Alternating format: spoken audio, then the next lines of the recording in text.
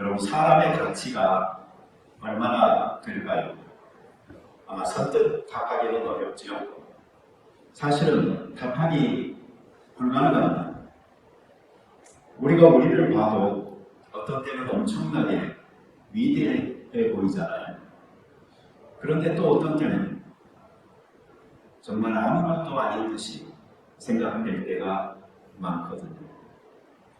이 보험회사에서는 사람의 생명을 물질로 보상해야 할 때가 있어서 사람을 값으로 계산하기도 합니다. 저는 이것은 참 비인간적이다라고 생각을 합니다. 사람은 물질로 평가할 수 없습니다. 또 그렇게 하지 않아야 합니다. 누구나 생명이라는, 삶이라는 그 하나로 귀하기 때문입니다. 성경도 한 영혼이 천하보다 더 귀하다라고 말합니다. 사람의 가치는 누가 그래도 귀하게 여기고 서로 아끼면서 살아야 우리 인간 삶의 사이가 아름답게 형성될 수가 있는 것입니다. 이 한 영혼이 천하보다 더 귀하다라는 말도 정말로 이 천하를 가치에 두고 또 한 영혼을 이야기한다기보다 그렇게 값으로 셈할 수 없이 귀하다라는 의미라고 봅니다. 그러니 우리도 사람의 값을 매기려고 시도하지 맙시다. 어떤 사람은 귀하다고 말하고 어떤 사람은 쓸모없다라고 말하고 이러한 말들이 가격표를 붙이는 것입니다. 우리가 자꾸 그러다 보면 나중에는 각 사람이 얼마짜리인지 그 가격표가 붙여져서 쇼에 진열된 옷처럼 보이지 않을까 두렵기도 합니다. 단지 우리는 사람이 항상 귀해 보이고 더 귀하게 느껴져서 존중하고 그렇게 대접할 수 있도록 자꾸 노력하는 것, 이것이 필요할 것이다 라고 생각합니다. 여러분, 이런 말이 있죠. 사람은 천사가 될 수도 있고 악마가 될 수도 있다. 이 말은 사람의 그 변화의 가능성을 알려줍니다. 우리가 어떤 의도를 하고 사느냐, 어떤 말을 하느냐, 어떤 행동을 하느냐에 따라 이 천사처럼 착하게 될 수도 있고 악마처럼 악하게 될 수도 있다라는 말입니다. 우리는 자신의 가치를 자신이 정하려고 하는 경향이 있습니다. 그래서 내가 살다가 스스로 악마처럼 느껴지면 가치가 그냥 확 떨어진 것이고, 또 자기가 천사처럼 느껴지면 가치가 확 올라간 것이고, 과연 그럴까요? 그럴 수도 있지만 성경은 우리의 느낌이나 환경에 따라서 우리의 가치가 달라진다고 말하지 않습니다. 이 세상 우리가 살면서는 몸값이라는 게 있죠. 그래서 우리는 우리 스스로의 가치를 스스로 정하려고 애써 노력해서 높은 몸값을 인정받으려고 합니다. 그리고 그 몸값을 올리기 위한 노력이 참으로 눈물이 없습니다. 그러나 우리는 크리스찬으로서 이것을 알아야 합니다. 우리의 가치는 우리 스스로가 정하지 않습니다. 우리의 가치는 어떤 환경에 의해서 정해지는 것도 아닙니다. 우리의 가치는 어떤 사람들의 평가에 의해서 규정되는 것도 아닙니다. 문제는 하나님 앞에 우리가 어떻게 비춰지느냐 하는 문제가 훨씬 더 중요한 것입니다. 그런데 사실 성경에서 우리의 가치를 좀 알아보려고 들여다봐도요, 딱 부러지게 한 가지로 말하지를 않아요. 두 개 다 이야기합니다. 한편으로는 너무 귀하다고 말하고 한편으로는 너무 가치가 없다고 말하기도 하는 것입니다. 먼저 성경이 왜 사람을 가치 있다고 말할까요? 그것은 하나님께서 우리를 창조하셨다라는 것 때문에 그렇습니다. 하나님께서 무가치한 것을 창조하지 않으셨습니다. 하나님께서 불완전한 것을 만들지 않았습니다. 하나님께서 쓸모없는 것을 만들어 놓고 좋다라고 말하지 않았습니다. 이런 점에서 하나님께서 창조한 인간은 누구나 귀한 것이며 그 안에 하나님의 형상까지도 나눠 갖고 있는 귀한 존재인 것입니다. 하나님께서는 자신에게 있는 지식과 지혜와 선과 거룩함과 사랑을 우리에게도 나눠주셔서 그 귀한 가치들을 속성으로 성품으로 가지고 있는 우리이기 때문에 우리가 귀한 것입니다. 거기에다가 하나님께서는 자신의 주권도 어느 정도 우리에게 일정 부분 나눠주셔서 우리가 기계처럼 또는 짐승처럼 살지 아니하고 하나님께서 지으신 모든 세계를 다스리며 가꾸며 살아갈 수 있는 창조의 멸류관을 삼아 주셨습니다. 이 삼라만상의 모든 것을 지으시고 그 최고의 걸작품으로 사람을 만드셔서 이 세상의 모든 것들을 다스리라고 우리를 세워 주셨으니 우리는 하나님께서 빚으신 작품 중에서 얼마나 놀랍게 아름다운 작품인지 모르는 것입니다. 우리는 가끔 아까 찬송하였듯이 주 하나님 지으신 모든 세계에 감탄하죠. 그러나 그 세계보다도 더 아름답고 귀하게 창조된 사람, 그들이 바로 우리들인 것입니다. 그래서 시편 139편, 13편, 14절은 이렇게 말합니다. 주께서 내 내장을 지으시며 나의 모태에서 나를 만드셨나이다. 내가 주께 감사하오는 나를 지으시니 심히 기묘하시니라. 주께서 하시는 일이 기이함을 내 영혼이 잘 알아요. 우리나라 말의 번역에서는 이게 실감나지를 않는데요.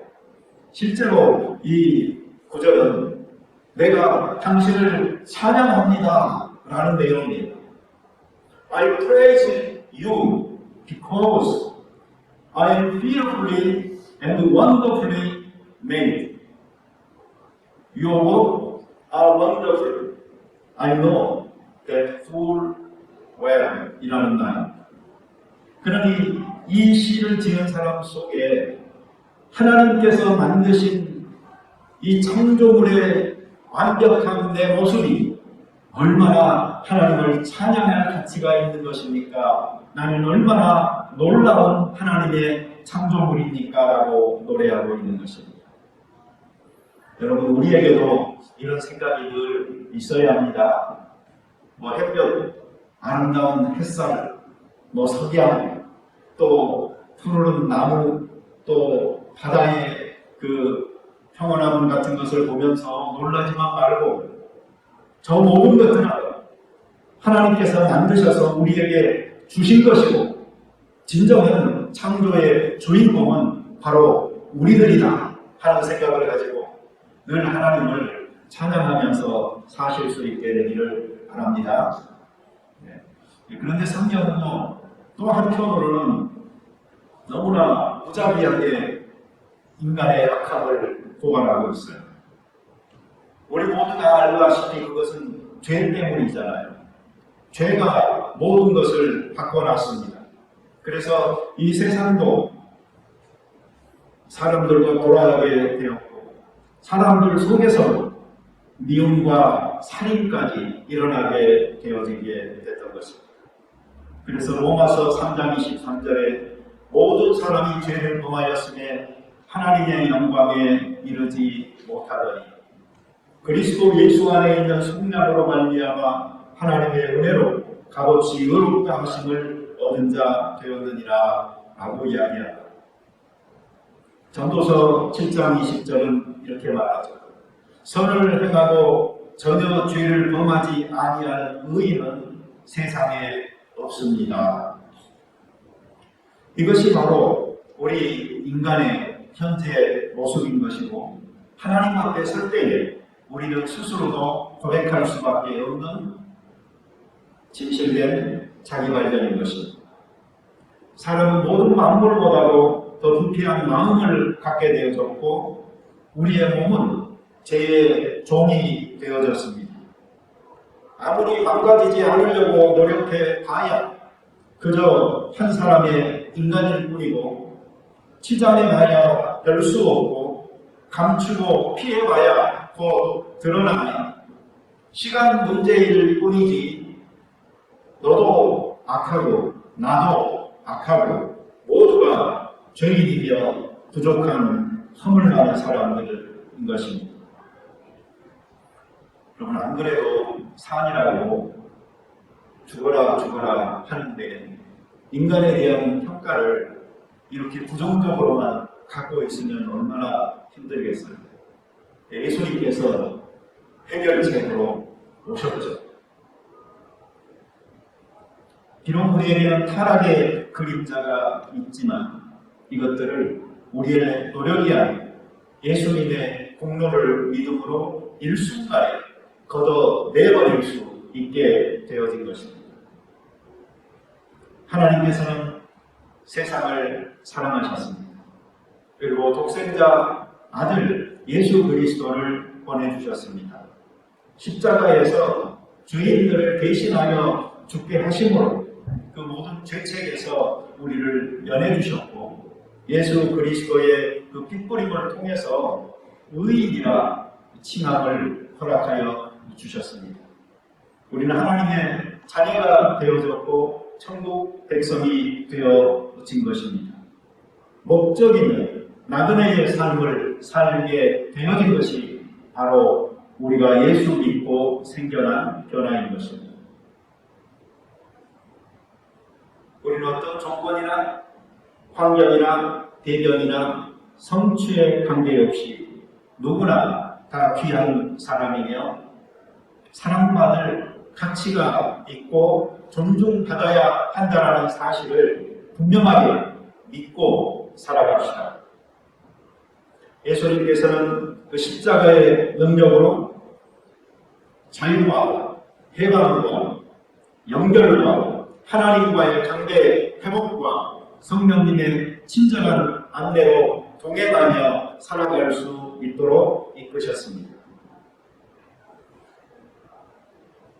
요즘 흔히 사람들 하는 말 중에 이생망이라는 말이 있더라고요.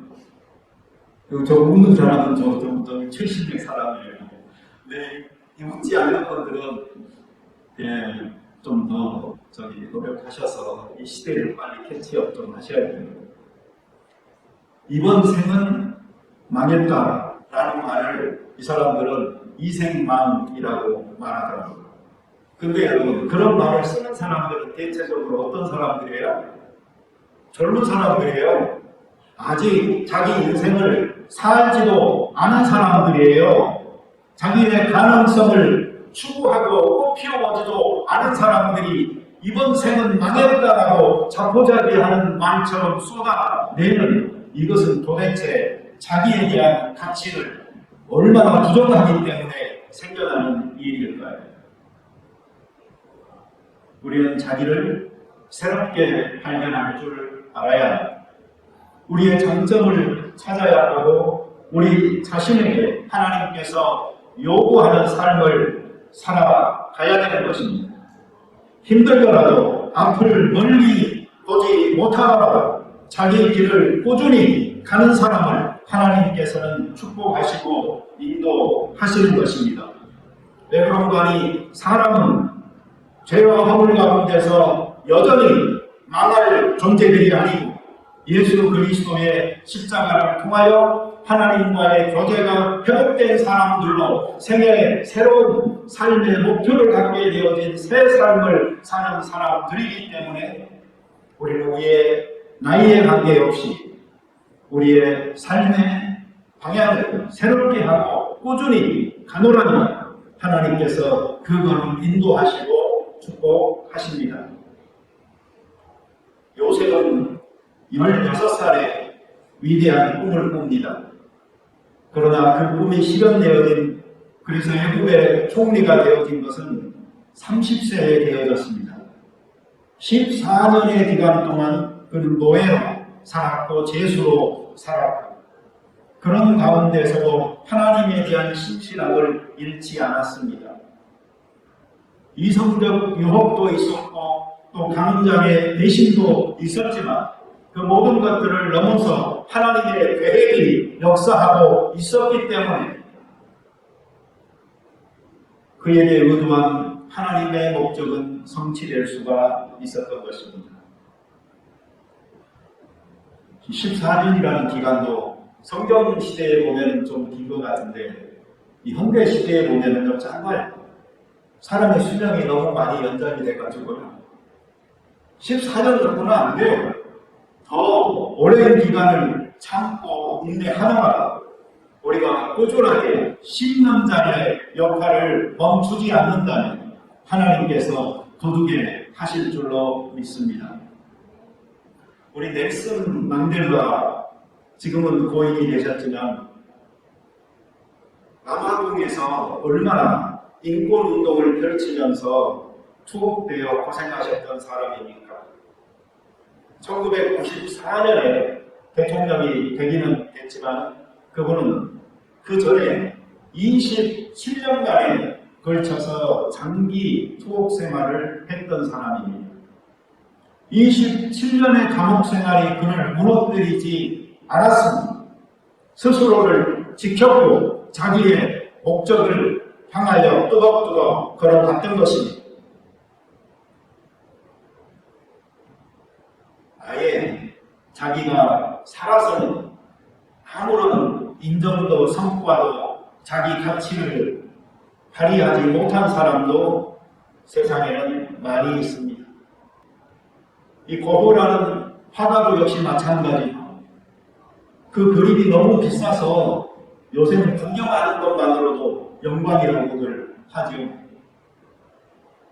그런데 그분은 살아있을 동안에 자기 그림 한 점도 팔지 못하지 않았다. 사람들은 그렇게 이야기합니다. 팔리지 않는 그림이었지만 꾸준히 포기하지 아니하고 그려낼 수 있었던 그 삶의 끈기가 있었기에 그는 자기의 세계를 만들 수가 있었던 것입니다. 에밀리 디킨슨이라는 그 여자 시인도 마찬가지입니다. 실제로는 시 몇 편 발표하고 그냥 죽었어요. 그러나 죽고 난 후에 그 동생이 원고 뭉치를 발견을 하고 그걸 책으로 펼치게 된 다음에 유명해져 버렸죠. 그래서 19세기 미국 문학사에서 뿐만 아니고 전 세계적으로 유명한 시인이 되었던 것입니다. 그분이 쓴 두 편의 시를 제가 소개해드리고자 합니다.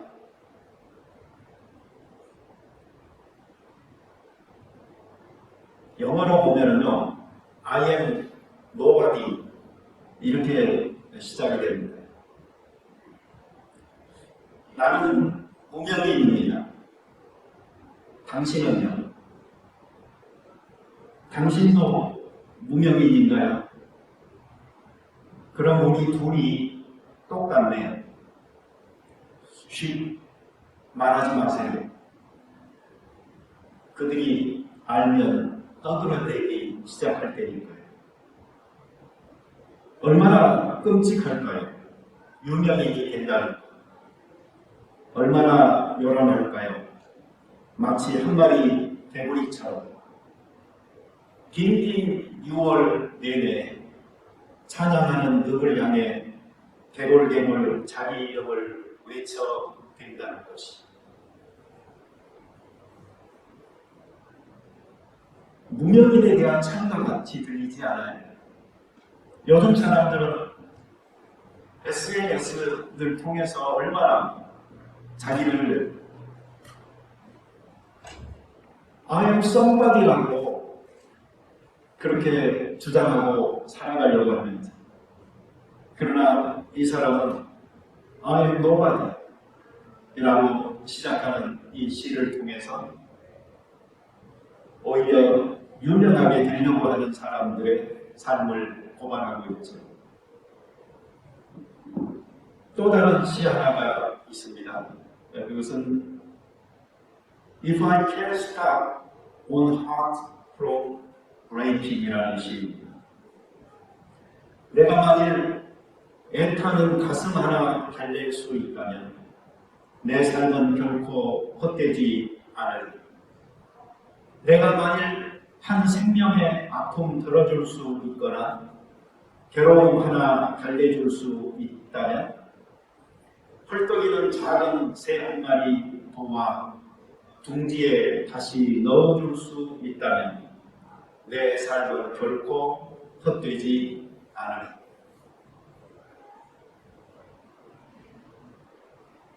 위대해 보이고 어떤 큰 일을 성취하는 데서 자기의 삶의 의미를, 가치를 찾는 것이 아니고 이렇게 작은 것에서 자기 생애의 가치를 헛되지 않게 느낄 수 있는 이 행복과 이 용기는 과연 어디에서 오는 것일까요?